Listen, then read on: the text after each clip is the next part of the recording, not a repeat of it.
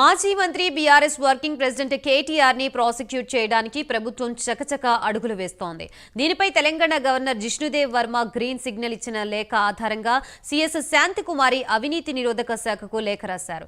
ఈ formula car race వ్యవహారంలో గత ప్రభుత్వంలో మంత్రిగా ఉన్న కేటీఆర్ పాత్రపై విచారణ జరపాలని సీఎస్ కోరారు. గవర్నర్ అనుమతి ఇచ్చిన లేఖను సీఎస్ ఏసీబీకి పంపించారు.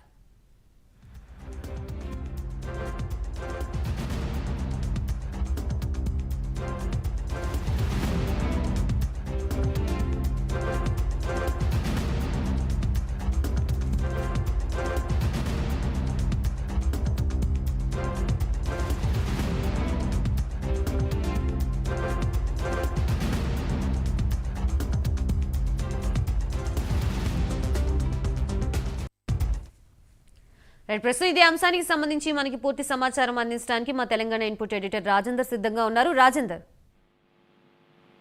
గాయత్రి, ఇప్పటికే ఈ కారు వాహనంపై మాజీ మంత్రి కేటీఆర్ పై విచారణకు అనుమతి కోరుతూ ప్రభుత్వం గవర్నర్ లేఖ రాసింది. నెల రోజుల తర్వాత గవర్నర్ ఈ విషయంలో న్యాయ సలహాలు తీసుకున్న తర్వాత నిన్న అంటే 2 రోజుల క్రితము ప్రభుత్వాన్ని కూడా విచారణకు అనుమతిస్తూ లేఖ రాశారు. ఇదే అంశం మీద నిన్న అసెంబ్లీలో కేబినెట్ మీటింగ్ లో చర్చ జరిగిన తర్వాత మంత్రి పొంగులేటి శ్రీనివాసరెడ్డి ఈ విషయం క్లారిటీ ఇచ్చారు. గవర్నర్ లేఖ అంశం మీద చర్చించాం. ఈ కార్డెస్ వ్యవహారం నిధులు సుమారు 55 కోట్ల పైగా జరిగిన చెల్లింపులు జరిగిన అంశం మీద విచారణ చేపడతాం. దీనికి సంబంధించి ఎవరున్నా కానీ ఏసీబీ అధికారుల మీద చర్యలు తీసుకుంటారు, విచారణ చేపడతా అని చెప్పి స్పష్టత ఇచ్చారు. ఈ నేపథ్యంలోనే నిన్న ఏదైతే ప్రభుత్వానికి మాజీ అప్పటి ఈ కార్డు వ్యవహారంలో ఎవరైతే ఉన్నారో వారి మీద విచారణ చేసేందుకు గవర్నర్ అనుమతి లేఖను ఇచ్చిన తర్వాత ఇవాళ ప్రభుత్వ ప్రధాన కార్యదర్శి ఈ లేఖను జత చేస్తూ దీనికి సంబంధించిన వివరణ మొత్తం రాబట్టాలనే అంశం మీద ఏసీబీ అధికారులకు లేఖ రాసినట్టు మనకు స్పష్టంగా తెలుస్తుంది.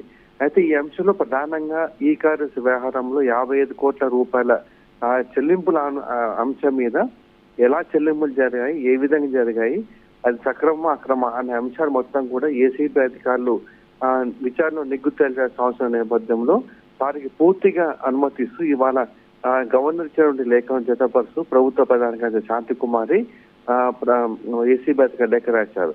ఇదే అంశంలో ఇప్పటికే అప్పటి పురపాలక శాఖ మంత్రి కేటీఆర్, అదేవిధంగా సంబంధిత సీనియర్ ఐఏఎస్ అధికారి అరవింద్ కుమార్ మీద కూడా ఆరోపణ నేపథ్యంలో తదుపరి ఈ ప్రభుత్వ ప్రధాన కార్యదర్శి లేఖ రాసిన నేపథ్యంలో ఏసీబీ అధికారులు కూడా ఇక ఈ అంశం మీద పూర్తి స్థాయిలో దృష్టి పెట్టే అవకాశం ఉంటే మనకు తెలుస్తుంది.